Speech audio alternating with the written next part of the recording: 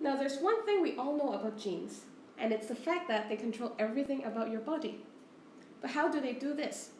They do this by controlling the types of proteins your body produces. Now, these proteins, they play very important roles in your body, and there are many different types. For example, they can be structural proteins. Structural proteins are the actual stuff that builds up your body, your hair, your skin, and so on.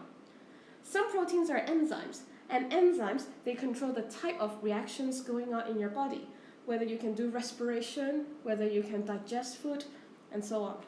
Now, some hormones are made of proteins as well, and they affect how different parts of your body signal each other. Finally, you've got channel proteins and carrier proteins, and they control what goes in or out of your cells. So by controlling these processes, the proteins controls everything about your body. By the way, there are other types of proteins in your body. Can you think of any? Now, the next question you should be asking is how genes control the type of proteins we make.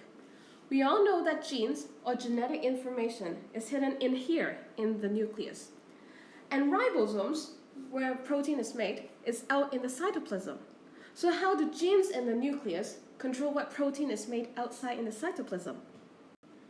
Here is an overview of how it happens. Your nucleus contains DNA, which has your genetic information. This information will be copied onto an mRNA molecule. This process is called transcription. The mRNA is capable of diffusing outside, out of the nucleus into the cytoplasm. Eventually, it arrives at the ribosome, where it will be translated into a polypeptide with the correct amino acid sequence. This polypeptide will undergo coiling and folding, eventually becoming a functional 3D structured protein.